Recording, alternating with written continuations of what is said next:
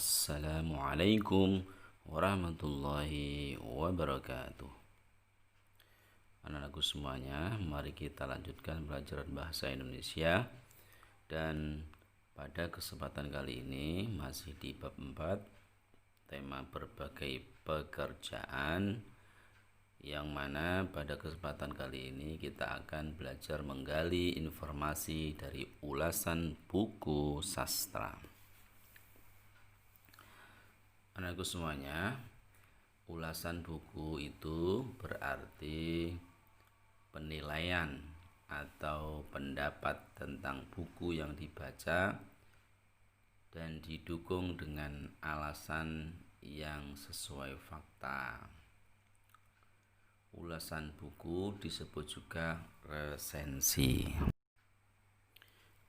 Isi dari resensi itu diantaranya adalah yang pertama, data atau identitas buku seperti judul buku, penulis, penerbit, tahun terbit, dan jumlah halaman. Kemudian dilanjutkan dengan penjelasan atau ringkasan isi buku. Kemudian yang ketiga, manfaat buku. Yang keempat, kelebihan atau kekurangan buku. Yang kelima, komentar tentang buku berupa saran untuk penulis atau imbauan kepada pembaca. Nah, itu tadi ada 5 isi bagian dari ulasan buku.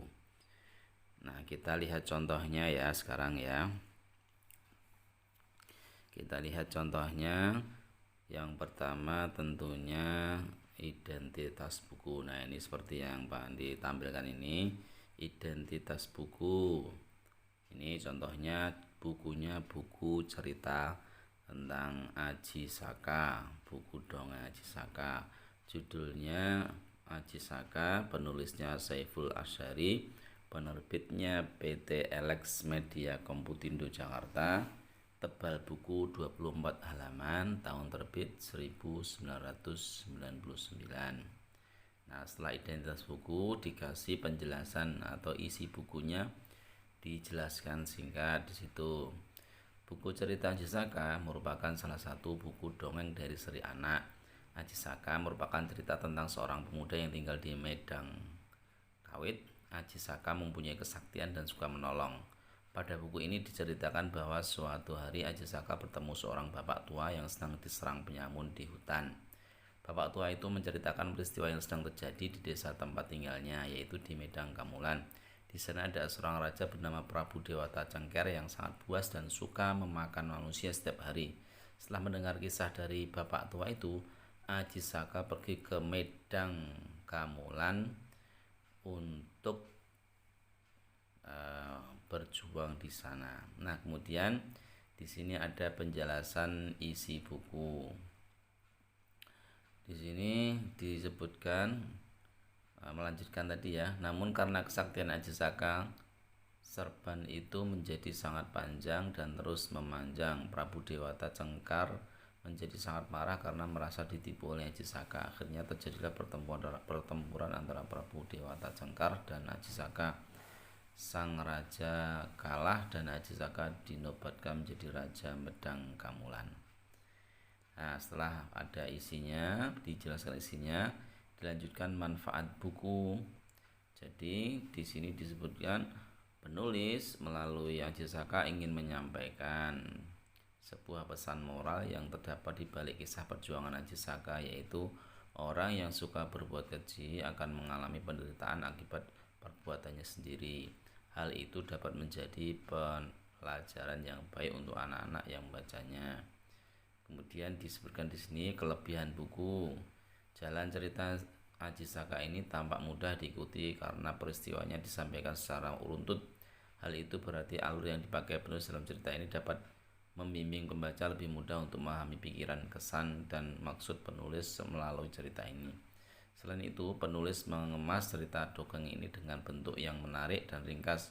Penyajian cerita dilengkapi juga dengan gambar-gambar yang cukup bagus. Penulis juga menggunakan bahasa cukup mudah dipahami dan dicerna oleh pembaca. Nah, ini kelebihan bukunya. Kemudian disebutkan kekurangannya. Akan tetapi ada beberapa pilihan kata yang agak sulit dimengerti pada cerita, khususnya bagi anak-anak. Nah, contohnya kata-kata sulit yaitu penyamun, seberkas, dan kelaliman. Komentar atau saran tentang buku.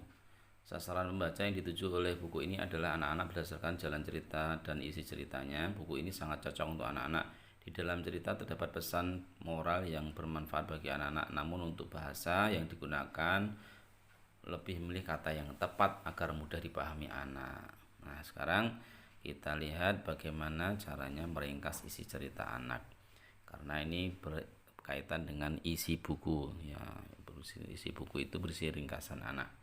Ringkasan merupakan penyajian bacaan dalam bentuk singkat. Dengan meringkas, kamu akan mengetahui inti dari cerita panjang yang kamu baca. Nah, ini caranya. Nah, ini contohnya bagaimana cara meringkas anak.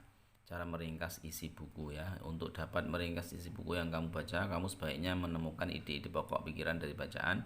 Setelah kamu menemukan ide pokok pikiran bacaan, kamu bisa menuliskan pokok-pokok pikiran tersebut ke dalam beberapa kalimat. Kemudian susunlah kalimat tersebut ke dalam sebuah paragraf sehingga menjadi sebuah ringkasan secara runtut.